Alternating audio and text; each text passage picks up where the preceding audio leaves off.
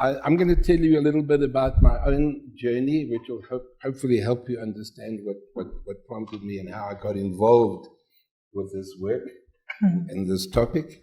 So just very briefly, I'll try and run through my sort of entrepreneurial journey. I was born in Vanderbijl Park. People say to me, why were you born there?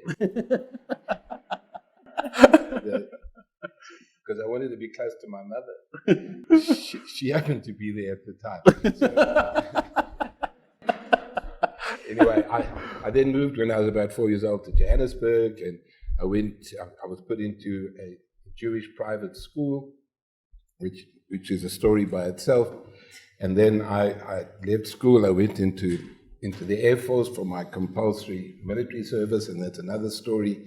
Lots of learning along the way. Then I successfully dropped out of university in my second year, which wasn't so good. And then and my older brother came to me and he said, listen, we need to start a new business. And we started a business called Kmart, which we opened up in Johannesburg. It was a retail business.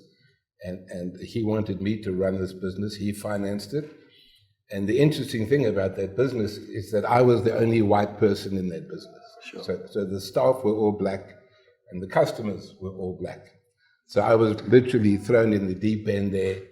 I was young. I was 22 years old. I was too young, too white, too naive, too simple to be able to manage all these people properly. So I was completely out of my depth. And I went to one of our staff, one of the supervisors in the business, and I asked him to help me a little bit to understand and to be able to communicate better with the staff, and and to try and build some credibility, because clearly I had no credibility at the time. And that was going okay. It was going slowly along the path. And then one day, one of my staff comes to me and says, listen, one of our people is out there in the streets handing out pamphlets which is actually promoting a consumer boycott of white-owned stores. So one of my own staff, and it turns out to be my mentor. Sure. His name was Ralph Mamela. So obviously I felt very betrayed by this. How could he do that? How could he encourage people not to shop at our business? He was working for us. So I called him in. I was ready to fire him. It was quite easy to fire people in those days.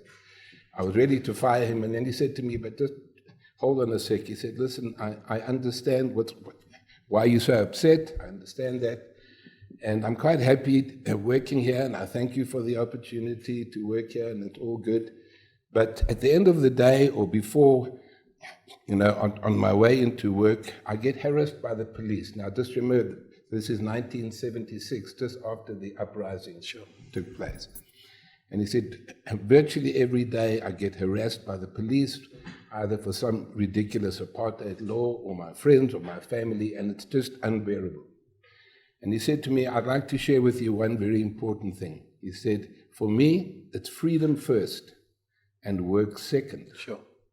And I thought, wow, okay, that was a bit of an eye-opener. Freedom first, work second. And then I realized that you could not ignore the socio-political environment in which your people are having to work. And so that was a big sort of game changer for me.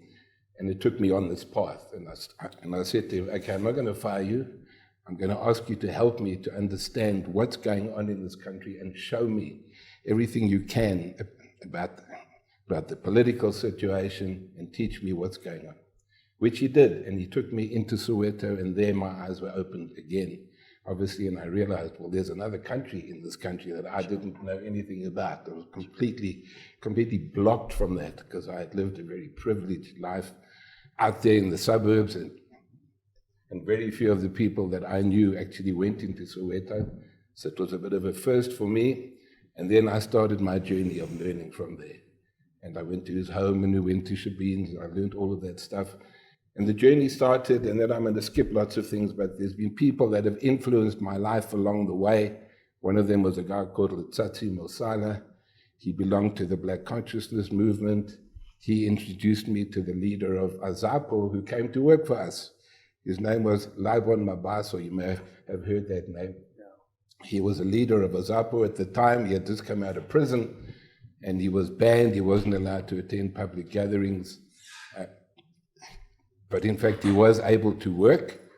And so he asked for a job, and I said, sure. So during the day, he was a dispatch clerk for us, and in the night, he was plotting the downfall of the government. Sure. Which was quite an interesting thing. And of course, another teacher along my journey. Then I went into the music business, and I was very fortunate that I met a guy called Semenya. The white people here might not know him too well, but I think most of the black people will. Semenya and his wife, Leto Mbulu, and I was fortunate enough to start a company with the two of them, and we started to distribute their music in South Africa. And so some of the big hits, some of you might remember, Angelina, Zipping Como, and all of those, Mematswane, songs like that you might remember, right? By Kaifas and Leto. And then Hugh Masekela joined us, and then the Soul Brothers also joined.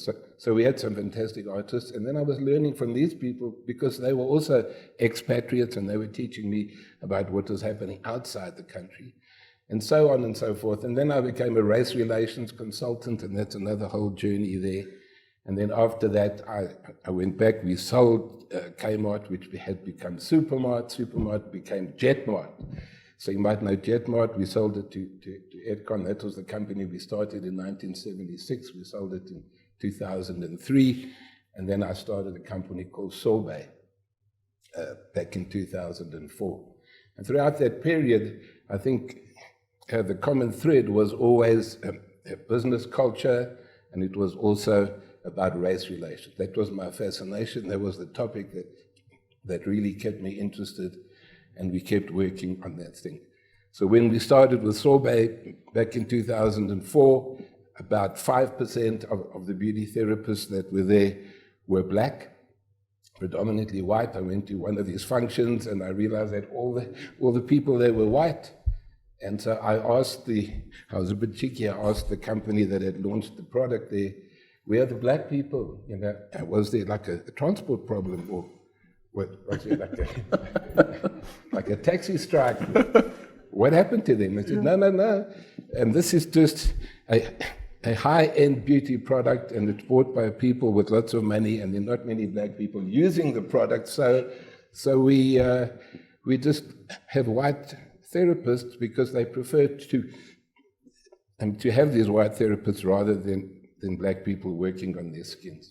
And so I thought to myself at the time, okay, I'm not going to challenge it now, but if we can get Sorbet off the ground, we will start to change that. And I think that's the one thing, I suppose, in hindsight, that I'm quite proud of, is that we literally changed the face of the beauty industry over a 15-year period. And we were able to get to 225 outlets, and 95% of those staff were people of color. Sure.